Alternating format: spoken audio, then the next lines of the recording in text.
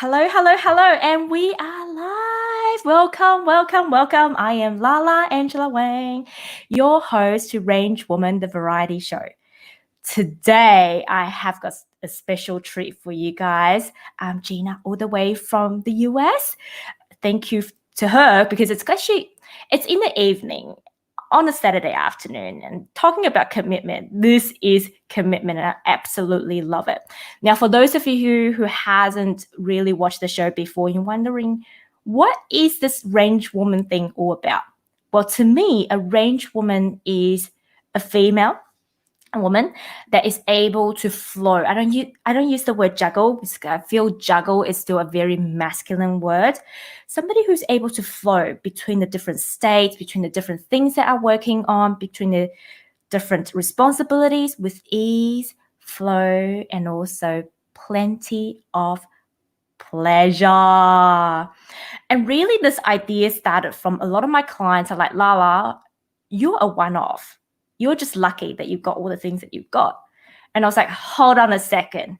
I'm going to prove you guys all wrong. And therefore, I've decided to start this podcast by inviting all the amazing women around the world to show you that I'm not just in a one-off. And there are definitely a far greater population of amazing women that are doing the same thing as well. And how great it is to be able to feature them on a platform where we can all see, and really just as a demonstration that if we really set our hearts to our passion and tapping into pleasure, we can have everything we want. So without further ado, let me introduce you guys to Gina.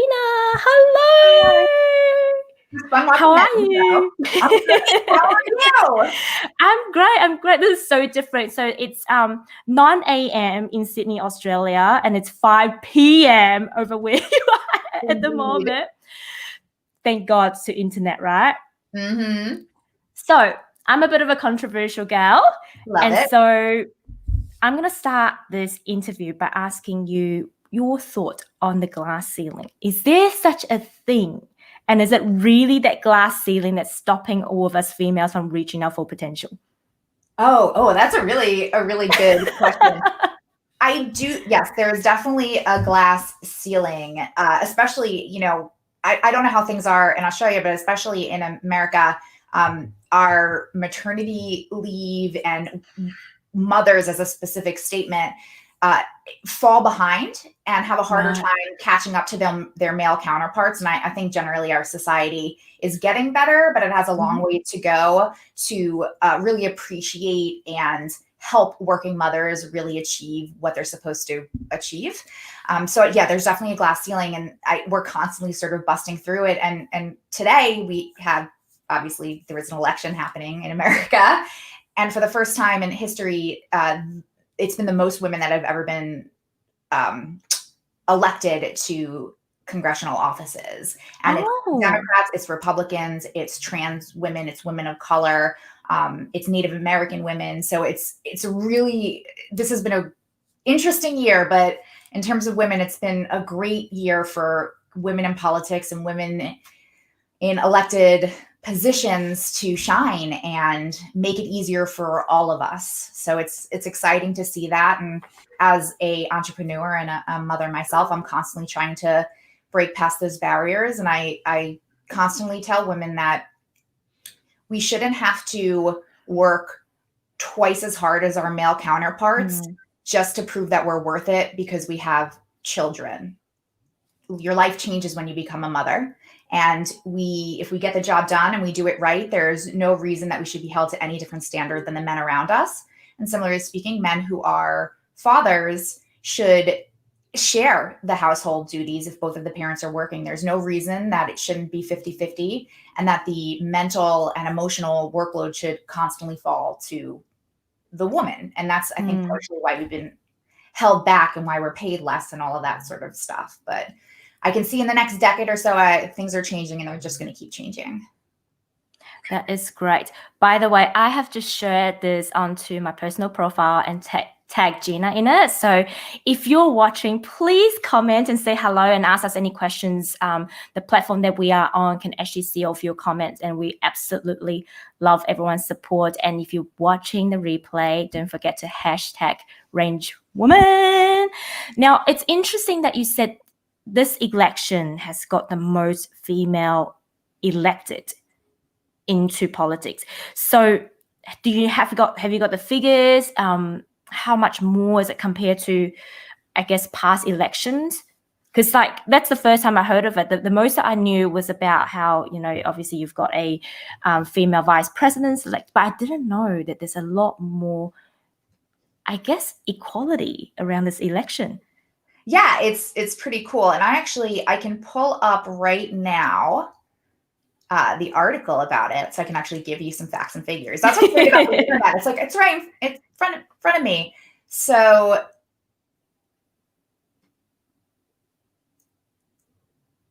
since 1981, there was just 17 women who served both in the House and the Senate. In 2018, 127 women were elected. So it's pretty exciting, and now we're gaining on that as well. So yeah. Missouri has its first Black congresswoman. New Mexico is the first state to elect all women of color to the U.S. House of Representatives, which is really exciting. The first Republican Native American was elected to Congress. The first woman of color elected to Vermont Senate. The first trans person senator in the U.S. history was just elected. She's a Democrat representing Delaware. Her name's Sarah McBride.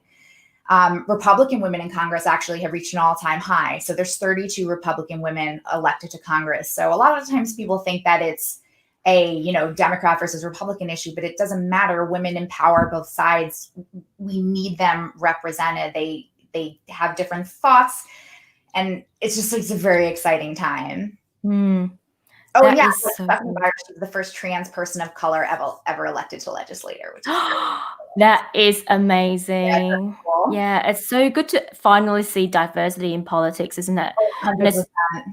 It's so interesting. I was actually, because my day job is working in construction and we specialize in building aged care. We had a conference the other day and we brought out a almost like a social, I guess, somebody who studies social dynamics and social interaction. And she's like, we asked her for her feedback in the end. She's like, this whole room is too white. And that's what she said. She's like, if you think about aged care facilities, they're invented by white people. Mm-hmm. And there's no thought process about the different cultures. What about transgender people living in aged care? So it's really good to see it's not just from a politic perspective, but around the world, we're starting to really care about the different demographics of people, the different types of people and their living environment. So this is so amazing. Yeah. Now, you've got a bit of a politic background and also media as well. So tell us about how you started that journey.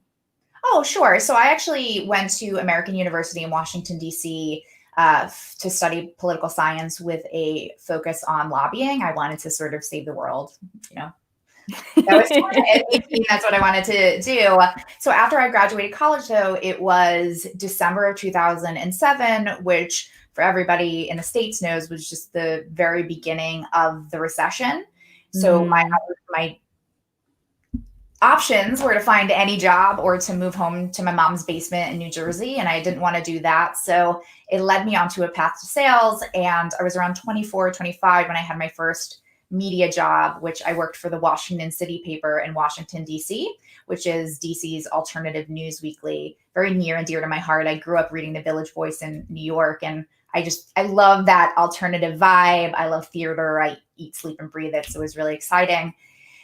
And then from there, I moved on to broadcast, and I was promoted within to work on the 2016 election cycle, which for me was kind of a perfect match of my political background and my sales background. And I did that for a cycle, and before moving on and working station specific and handling political advertising. So I did that, and I resigned fairly recently to focus on my company, Sixx Cool Moms, full time. So I sort of transitioned out of politics to more, it's a social network for fun moms. But I am at the same time still trying to find a place for politics, in my life and even within my organization. It becomes a little tricky, right? Because you have people of all different backgrounds, and trying to navigate those waters. Definitely learning a lot, but there are some issues that are important to me and that I think are important to women and mothers. And so those are the things we're going to be focused on. And hopefully they're all,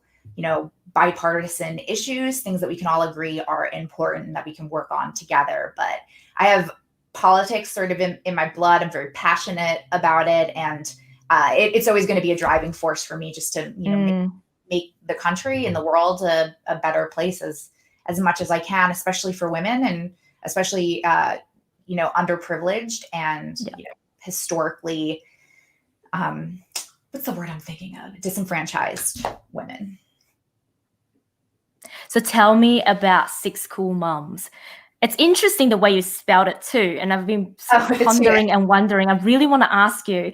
So you spell Sixx with SIXX. Correct. So why? So I started one Facebook group when I was 6 months pregnant last July, so a year and a half ago. And the reason why I started the group was a lot of my close friends lived 45 minutes away from me, which when you're single is fine. You can go meet for coffee. You can, go to brunch, do all of those things. But I was pregnant and I knew that I needed a network of friends that were in close distance, because as you have a baby, you know that sometimes you're just like, I can hang for 20 minutes and then I don't know, things can get a little crazy. So I joined a bunch of Facebook groups in my area and I went into full panic mode because I thought, like, what happens? Do you become a mom and then all of a sudden you're just this momby, or all you care about is diaper rash cream and organic food, and you just become just a different person? And some people do, their entire life becomes about their kids, and that's totally fine. That's a choice, no judgment. But I wanted women who had their own interests and their own hobbies and who were fun and funny and non-judgmental. So I started my own page with the express purpose of meeting moms in real life and, forming actual friendships. So I started that in July. I didn't actually have my first meetup, and we started obviously very small until I was on maternity leave, which was October. Yeah, it was October when we had our first meetup, and there were 6 of us there. And we were all very, very, very different. Our kids were different ages. There's one person there who actually, her daughter was born the same day as mine at the same hospital, which was sort of have that randomly occur. So, we met up a couple of times. Like, the women were awesome, and we were, remained fairly friendly. So when the pandemic started to happen, and I noticed that the group was taking like a little bit of a different turn. And part of that was my personality and the content that I was posting and how I was, moderating the group. So I asked friends I had in different areas across the country who had similar personalities to me, not necessarily identical, but similar, if they would be interested in starting a similar group. And that was in March.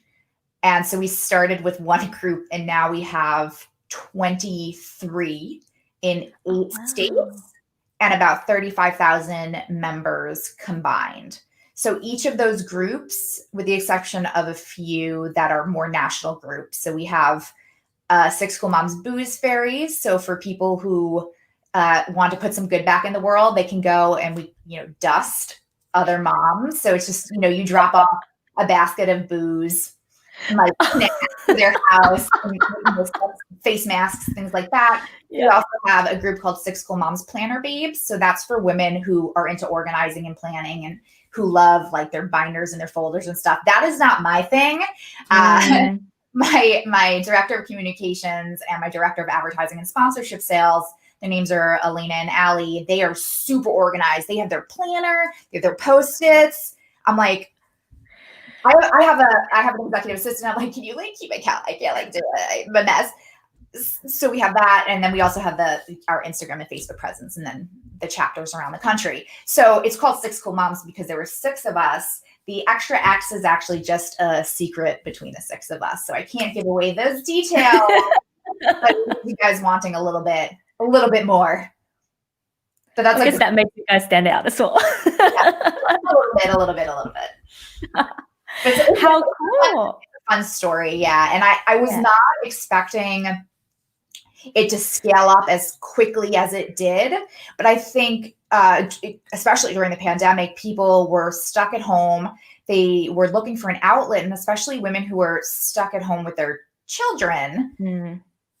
In some ways, it's wonderful. You know, for me, I got to spend the first year of my daughter, her name's Poppy, her, life, getting to be with her every single day, and watch in the first year and really watch those changes. My husband was here too. And, that is amazing. But at the same time, there were days where I was like, get this baby out of my face. I'm like, too much. I need a break from my baby. She actually went back into daycare in July, and my husband and I were like, because it's hard to work with a baby, because we're just passing her back and forth all day, and it wasn't fair to her. She loves people and other children, so it was great. But for everybody else, they had the same thing. They were looking for an outlet. They were looking for community. They were looking for a place that they can go and say, I love my kids, but today I really just want to cry in my closet with a glass of wine, maybe a sheet cake, eating it with your hands. So we became that place for people. In all of our groups, we became that place for people. And we hear on a regular basis, and it's just like, it makes my heart so happy to hear this, that people actually make real friendships. They have babysat each other's children. I mean, I've had women who, for complete strangers, have gone and surprised them with birthday cakes and things during the pandemic. People have come together for clothing donations. We have something we call the New Moms Gift Card Fund. So for any one of our members that gives birth to a child, and it could be first, second, third, fourth, it doesn't matter, we give them a $25 gift card to a delivery service, because we know the first couple of weeks of motherhood are really, really hard.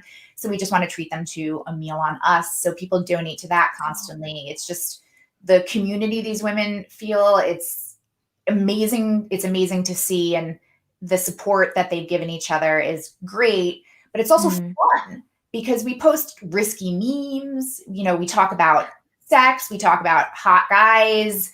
We're LGBTQ friendly. So we talk about, those issues. We want everybody just to feel safe and comfortable. And for the most part, we don't talk about politics within our groups, because that's very, diversive. That's, I think they're just like, I'm saying. I'm not a English speaker.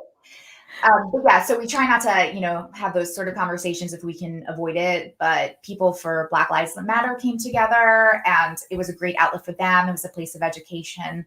So it's great. It's just been a great experience, and it's fun. And you know what? You talk about being vulnerable, and some days you just need to have a cry. I love, on one of your posts the other day, you talked about how you just needed to go out for a walk and just let it all out, and your vulnerability. I think that is so needed, though. My best friend's, I think she's into her 6th month of motherhood. Oh no, not even that. So her baba came out in June, July-ish. So we're in about 4 months now as a mom. And with the pandemic, none of the families could visit, because she's in Singapore and all the families are either in Taiwan or in New Zealand. Oh my God. And I would imagine it would be so helpful to have a community like that that's all around her, that could actually give her that support, because it does take a village to raise a kid. 100%. A child. And the first year it's very, very, very hard. The first years, specifically, especially if it's your first child, because you're learning how to be a mother. You're learning about the change that's really going to, happen in your life. And logically, my life is going to change. But when you're actually in it, that loss of freedom, that sometimes loss of individuality for women that are breastfeeding, specifically, it's very, very hard to get away from your child, because you're, sort of on the clock. So it just becomes a whole, thank you, Scott Martin, divisive. There you go. Here's a wordsmith. Thanks, Scott. We love you. Woo. but yeah, so it's really, really, really difficult. And it's funny, a lot of the women I talk to, and it's not talked about very often, are on antidepressants for PPD and just general anxiety with the pressure we face on a regular basis with work and motherhood and a pandemic. It's just sort of been crazy, but people don't talk about it. They don't want to admit that they're depressed or they have anxiety and that they need a little extra help. But it's a lot of us. So it's great to be able to tell somebody I struggle with and anxiety. To know that you're not alone, right? But to know that everyone else suffers the same thing. 100%. And we're definitely not a place that people go to be like, I love my kids and everything's amazing and life is so perfect and I don't understand how anybody can not like this. No, we're a place where it's like, wow, I love my kids, but man, like this sucks. Today sucks, kind of a deal. And that is so good. Like, that's the magic of community. And I often say to my clients inside my mastermind, I'm not here for you to tell me how great your day is, because if your day is amazing, you don't need a coach, you don't need support network, but your support network is there. And I find women are so bad at it, asking for help and being vulnerable. Talk about men don't want to talk about their feelings. I actually believe women are the worst in talking about their feelings, because it's almost like we have been somehow trained by society that we need to be sort of putting our armor up and going like, I'm a superwoman. Yeah. And, showing our emotions and asking people for help is almost like, oh, does that mean I become a burden to other people? 100%. So what do you say to that, Gina? So talking about your emotions is definitely not a burden. And I think men are sometimes getting a little bit better at that aspect as well. But I struggle with this a little bit, especially at this point in my life. I'm 35, and I spent the first 35 years of my life, or whatever it is, my adult, since I was 20, my adult life, trying to be a people pleaser and trying to sort of fit in with whatever group I'm sort of interacting with. So if it was, women who were open to talk about their feelings, I would, do that. If it was people that were a little bit more, conservative with, their life, I would fit into that. But as I got older, I just sort of decided that it was like, screw it. You know what? You don't have to like me. Not everybody's gonna like me, but I want to be authentic and true to myself. And I really have leaned into my eccentricities as I've gotten older, because they're what make me unique and sort of what make me special. And there's no reason that I should be anything other than genuine to myself. And I don't know why people feel so uncomfortable being who they are or being truthful, right? We should be allowed to, say, listen, I'm on antidepressants because I'm depressed, or, you know what, I see a therapist because I have whatever parent issues, mommy issues, daddy issues. I'm afraid of cats. I don't know. I'm afraid of zip lines, whatever it is that you're doing. You know what I mean? I think that we should be more open about it and stop beating each other up. And I think society should stop villainizing or making mental illness a dirty word. It's not. We're all people, and we all are kind of screwed up. Like, I haven't met somebody who's not like screwed up. Like, have you ever met somebody and you're like, wow, that person has it all together, and then you get a few drinks in them and you're like, whoa, you got some stuff going on. Yeah. I'm trying not to curse on your show. It's not my No, it's okay. I curse all the time. All right, cool. I think it's more, number one, it's our society has sort of taught us to put on this facade or mask, right? But the other thing is also, I think people in general don't know how to handle other people with their emotions. Like, how often do you see somebody just burst out in tears and everyone sort of went like, okay, I'm just going to slowly step back. Yeah. Because we don't generally know, we haven't been taught how to deal with our own emotion, not to mention other people's emotion as well. Yeah, so, I am the opposite. So if I see somebody crying, I'll ask them what's wrong. So I've definitely had situations where I've seen like a woman crying like in a bathroom or something, and I'm like, what's wrong? Sometimes they'll tell you and sometimes they won't. And usually, a lot of times it's like a guy issue or whatever it is. So I'm the person that's like, you know what? Fuck that guy. You don't need him. I'll call him and break up with him for you. I'm like I'm like a woo girl. I'm like over there in the background, just like cheering people on. I'm like the hype man. But yeah, no, I'm the first person. If I see somebody upset, I don't care. I'm going to ask them what's wrong. And sometimes people are genuinely, they're like, wow, this stranger cares. Yeah. And where I cried in the park on a rock and some teenagers were like, oh my God. Scary lady. And then they're like, what? They're like, and I was like, I was just upset about like the state of America. And I think that they thought I was even crazier, right? Because people don't get emotional about stuff like that. They're like, okay, crazy lady, bye. And I was like, good. I want to be alone. It's my moment. It's my moment to cry. And I'm not really a crier, but sometimes this is so funny. I'm totally a crier though. I literally cry everywhere. So I get it. I'm not a crier. I have a defense. My defense mechanism is humor. So if I'm sad, I tend to just be like extra funny. And sometimes it's not funny. It's just not, you know, you can't make certain things funny. So now everybody knows when Gina is like extra funny. Are you okay, girl? I'm fine. It's fine. Everything's fine. So this kind of leads me to, so you did the Strength Finder test. I did. How did you go and what were your top 5 strengths? Oh, okay. So the top 5, one was like woo, which is actually really funny. You are such a woo. Woo, yeah. And I said that about myself. All right, actually, I pulled it up. Hold on a second. So I got woo, communication, positivity, strategic, and activator. I can so see you as all of those. And that comes from like, and I think that's why you were so passionate about politics, because you can actually activate people. I try. In a good way. And obviously you need communication and, you know, you're definitely a woo. I like that it's called woo. I got a good chuckle out of that one. Woo is such a good, it's just like, it's really self-explanatory, right? You walk into a room and you're just the center of attention. Yeah, you know, there's a fine line there too, because I don't want to be the person that comes into a room and everybody's like, whoa, Jenna, you're like a 15 and we need you at a 6. That's awkward. No, that's not what woo is about. Yeah, like I come in and I'm just like, who wants to do shots? Yeah, that's not generally who I am, but I do, you can drop me in any situation and I could talk to people and be comfortable. So I am very good at that. It's just one of those things that is natural to me.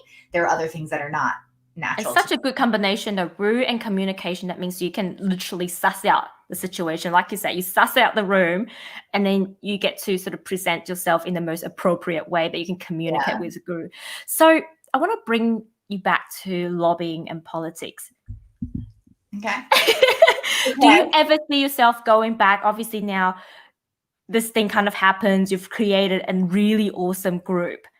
Do you ever see yourself going back to the route and maybe perhaps looking at lobbying for women? And if that's the case, what do you think? I know you kind of touch on it, but what do you think would be some of the things that you would love to lobby on?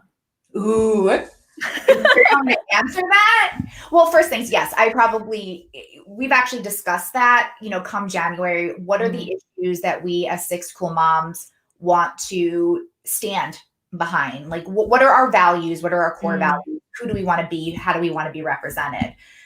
So the things that we've thought about, again, women's sexual health actually is number one to me. In our country, we have the highest mortality rate. I think like if in the westernized world, the highest maternal mortality rate and the highest, I think, infant death rate. And part of it has to do with the care that we receive in our country. Now, that's all women. Now, if you tick it up to women of color, it's astronomical. So the maternal death rate of women of color in this country, it's unheard of in other countries. You know, it's back to the systemic racism. I think that is inherent that we're trying to, you know, break through. It's another part of the glass ceiling. It's another thing. So that's what I am particularly very, very passionate about. So yes, I will be very vocal with that. As an organization, we are also pro-vaccine. So there is no anti-vaccination talk allowed in any of our groups at all. That is something I am very, very, very passionate about. I think vaccinating your children is an important thing to do, as a person in society. We do it not just to protect our children, we do it for people who can't be vaccinated. So we do it just to make the world, essentially our country, a better place. There's no reason that something like measles should have outbreaks and be, killing children. There's no reason for that. And then also being pro-choice. I'm sure that we have pro-life members, and that's fine. They can be pro-life, but they cannot tell other people or judge other people for what's a decision between a woman and her doctor. It is not our place. I'm not a doctor. I'm not a scientist.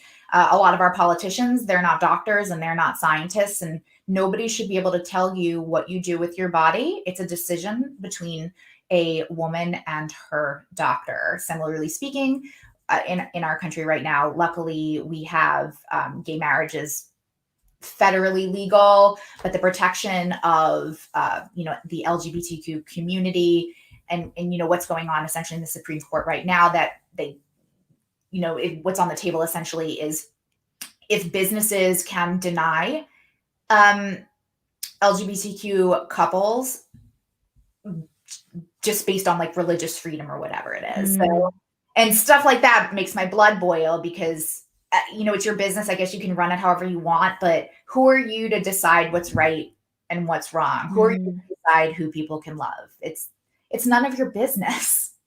Just take their money and do it, keep your opinions to yourself. Nobody cares. Nobody cares what you think, Karen from your cake shop, whatever it is. So those are the kind of issues that are very passionate to me. And I think about this constantly, right? Because again, politics is in, my blood, and I'm very, very passionate. So I may run for office at some point in the far, far future when people are more cool with women who have dirty mouths. See, in a way, I think 2020 for me, everybody talked about, the effect of COVID and how it has changed our lives. It actually brings all of us closer.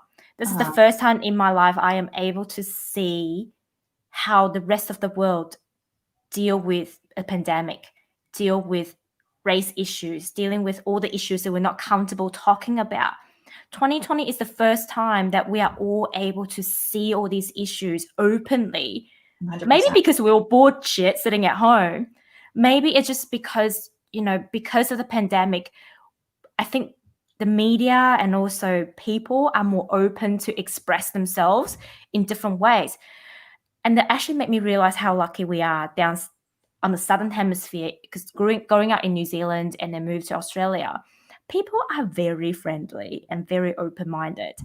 And it also made me appreciate our health system because looking at the US, you guys, it's scary. It's scary what you don't get, right? Whereas for us, we complain about our health system going, things are too slow. We don't have enough nurses and doctors.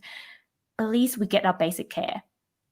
Yeah. And that's one thing that I've become really appreciative and like, and I don't actually understand when people talk about universal healthcare as, ooh, it's socialism, ooh, so scary. Like, but they're not saying they're going to take away private insurance. If you have private insurance, great. Why do you want people not to have healthcare? Like, at least you have the basics, right? When you're really sick, you need to go to somewhere, not like, oh, I haven't got health cover. Yeah, so I'm going to die of cancer. Sorry. That's that bothers me. It's so gross. And like, it's almost ghoulish for people to care if people get free healthcare, if it doesn't affect your private healthcare and it wouldn't. You can see whatever doctor you want to see. It's very frustrating. Yeah. And for those of us who feel that way, we look at other countries that get their basic care covered.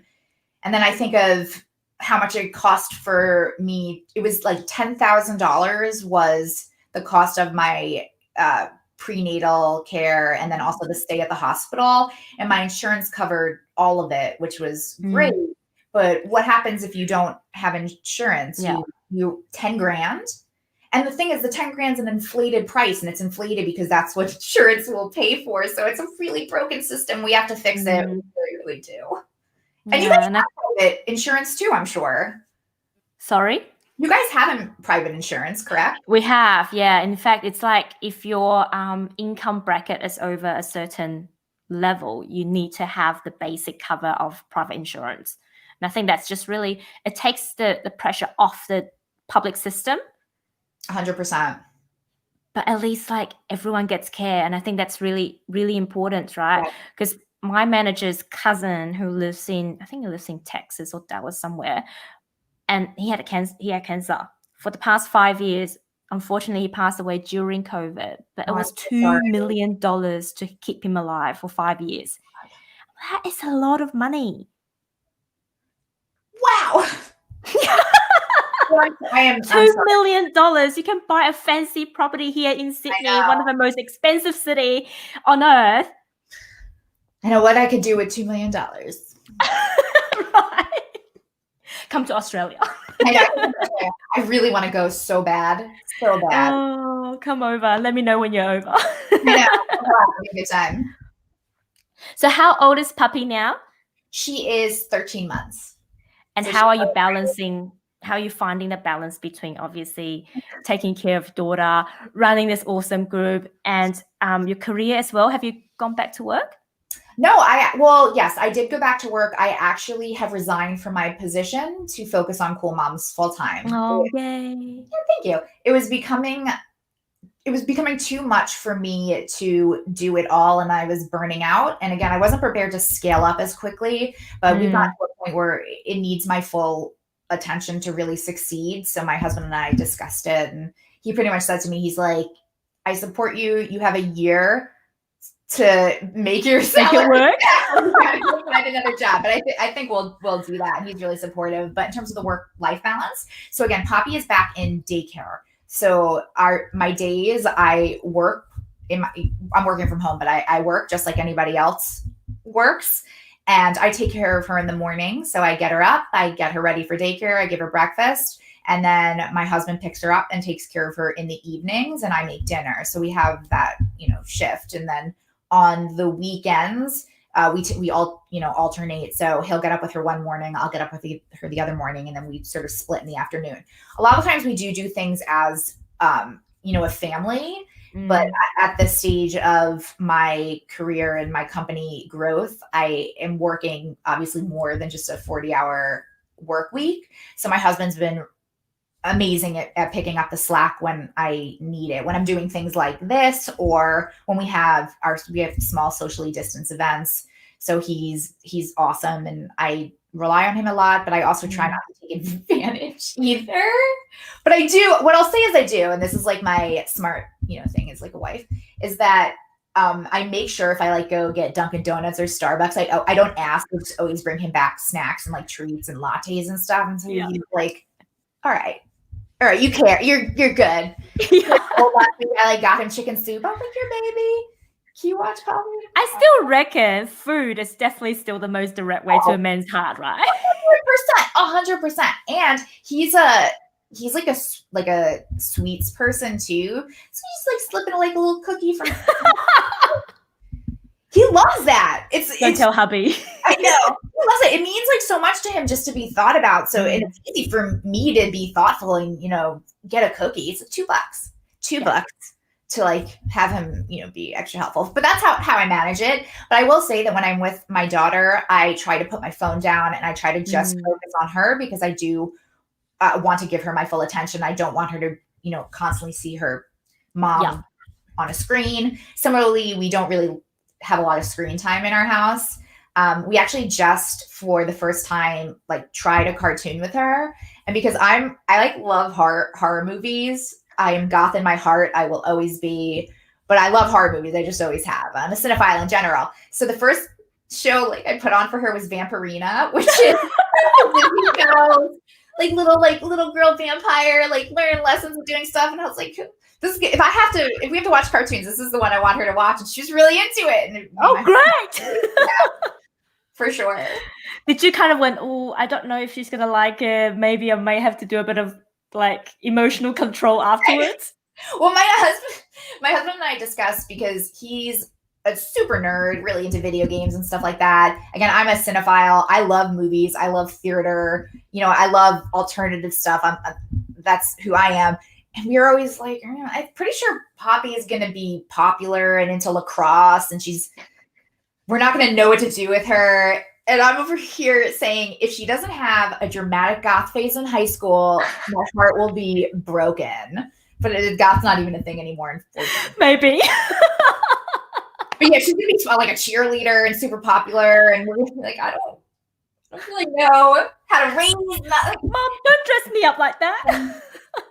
And the thing is, too, my husband and I, we had a Halloween wedding. So we wore black. Everybody wore black for our our newborn photo shoot. We did a Beetlejuice theme. So we dressed her up with like stripes, and we wore like the character outfits. This year we did a family photo shoot that was Friday the 13th. So we wore Camp Crystal Lake counselor t-shirts. We had like the mask and stuff behind her. I made like a bloody cake.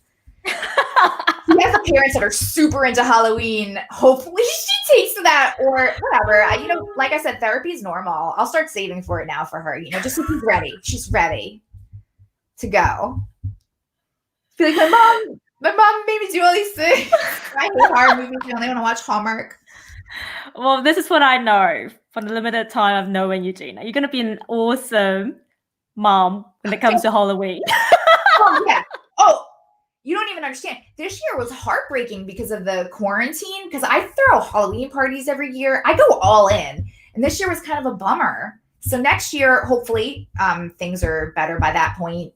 I have a whole year to make up on. And by that point, she'll be 2. So it'll be epic. Fun. We could take her actually trick-or-treating, and maybe she'll get a piece of candy, and then I get like 87 Reese's. So I didn't realize how crazy you Americans get when it comes to Halloween until this year, because thanks to COVID, I have so many more American friends. I'm just like, whoa, you guys go crazy. Yeah, it's very interesting. First of all, it's the one time of the year that you can be a slutty nurse. You can be a slutty construction worker. You can be a slutty cop. You can be a slutty nun. You could be like a slutty teacher. You can just go out in lingerie. People are like, cool, awesome. It's just like yeah, you can cover yourself in blood. You can do all sorts of things. And people just want to be just, who they really are in their hearts that one time of the year. And it's fun, like the candy. And no judgment. You don't have to worry about judgment. You don't have to worry about anything at all. I mean, people will judge you, but not to your face. You can't. Although maybe I should bring it back. I'm hoping to wear just my slutty nurse outfit just to the grocery store and see if people say anything. I'm working. You don't know where, but I'm working. It would be fun. Yeah, but Americans do love Halloween. And if they don't, they should. It's a great holiday. Yeah, right. It's a free candy holiday. So finally, I guess my question to you is your group, the Sesi Cool Moms, or the Sixx Cool Moms. Did you just call it Sexy Cool Moms? Yeah, I don't know why. Put that on a t-shirt. You lost it, Lala. You lost it. I'm stealing it. Or maybe you need to indoctrinate me into your group now. Can I open an Australian chapter? We could definitely. Do you have a child? Not yet. Okay, we can talk about. Do you have a cat or a dog? I've got a cat. Definitely, the cat is literally right here. I'm a cat. I'm also a cat mom. My cat is in this room too. I bet you're better than my cat. My cat is she's very sweet, but she's like one of those like street cats where she's like janky a little bit. She's led one of those lives. She was found on the side of the highway. She was already pregnant. Again, she had like 1 litter of kittens, then she had another. So she's the nicest cat because she realizes that she has it pretty good now. Cuddles. Yeah. She's a dog cat. Well, ours is really a human. I'm sorry, Sophia. You're sweet. Yeah, ours is really a human and very clingy, just like a child. Yeah, kids, it's the same thing. Right? So the question really was, are you guys looking to expand out of the US? So I thought you were going to ask me if I was going to have a second kid, and I was like, don't ask me. No, that's too. I don't ever do that to moms because that's like the never-ending question, right? You get into a relationship, people ask you about marriage. After marriage, they ask you about kids. After the first one, they ask you about the second one, and the second one after, they ask you about the third one. So no, that's one of the questions I do not ask. If somebody's trying and they're having a hard time, I'm not. I always say too, because people ask me the first year, I was like, can you wait till it doesn't suck? And then maybe ask me, like my kid's screaming and crying and I haven't slept. Do you think I'm thinking in my head, I feel like, let's just have a second. Wait, why doesn't everybody do this all the time? It's exhausting. Ask me later. Ask me when she's doing something cute. As opposed to waking up at 2 a.m. or whatever it is. But yeah, anyways, so the idea is we're looking to expand constantly, and that's my huge focus right now. So we launched 2 groups this week. We're looking to really get across the United States. But that being said, if the opportunity presented itself to open a group internationally, I'm definitely interested in doing that. Partially because, again, I'd love to bring this community to different countries, especially countries where there's, maybe expats who want to find each other. But also, it would just be cool. I want to go to Australia. Like, we have a Paris group. I want to go and like party and do events there and stuff like that. So it's great. Legality, and I have like a very good business lawyer. I think it's a different set of rules. I have to like talk about that and figure out logistically how that would work. But it's definitely something I'm interested in if the opportunity. We'll work it out as we go. Work it out as we go. Yeah, and I guess I also like if I don't speak the language in the area that we're opening. I mean, I guess that's a hurdle you have to come over. Overcome, not come over. We understand what you were saying. So, that is so cool. Correcting me. Is he still there? No, he's not there anymore. Whatever. He left us. He was like, she doesn't know what divisive is. Oh dear. It's so good to have you. So how can more people find out about Sixx Cool Moms? Sure. You can go to our website, www.sixx with 2 X's, coolmoms.com. You can also find us at Sixx Cool Moms on Facebook and Instagram. And if you like my personal personality, you can find me on Instagram at Noshing the Suburbs. I also have a podcast that I do weekly with my co-host. Her name is Christy Mirabella. She is a life coach and she is my soulmate. We drop that every Wednesday. It's called Bad Ask with a K, Moms. And it's an advice podcast where people, members or people email us questions and we answer it. It has a humorous base to it. So we answer the questions, but it's definitely a funny podcast. And this week, we actually have a special guest. Her name is Dominique Dawes. She is an Olympian, which is very exciting. So she actually opened up a gymnastics gym in our area. She's a local marathon, but yeah, she's a BFD. So she's a big deal, and we're very excited to talk to her about her career and have her answer a couple of member questions. So that should be really excited. So you have the Badass Moms. You got the Nosh in the Suburbs. You can find all of it. All the goodness in one package. In one package. I really oversold myself.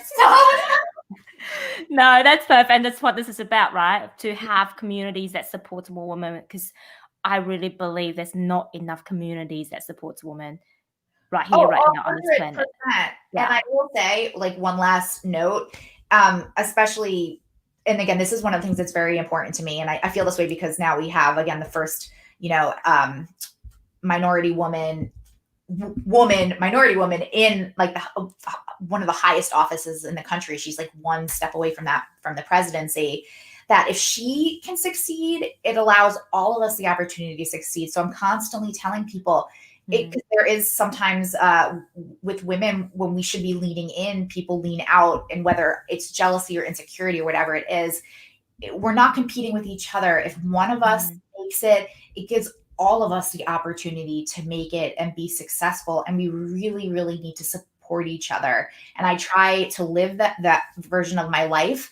I have friends that have businesses. I try to support them. I am not competitive in any way, shape, or form with anybody. Again, I want women to succeed. I am tired of living in a society that has been dominated by cis white males. It's time for that to end. We need more female voices. We need more voices of color. men and women. I say amen to that. Thank you so much, Gina. Thank you. Thank you for taking time out of your weekend and kind of have this chat. I really appreciate that. And it was so nice the best. I know, right? Awesome. I'm pretty sure we'll stay in touch for sure. I know, can you come to the States too? Come to DC. Definitely. I was actually in the US for 3 weeks in New York. But for me, it's like I wanted to explore one sort of city at a time. So DC is definitely on my list. Yeah, come. I'll show you the good stuff. No worries. Thank you so much, Gina. Thank you, everybody. See ya. Bye.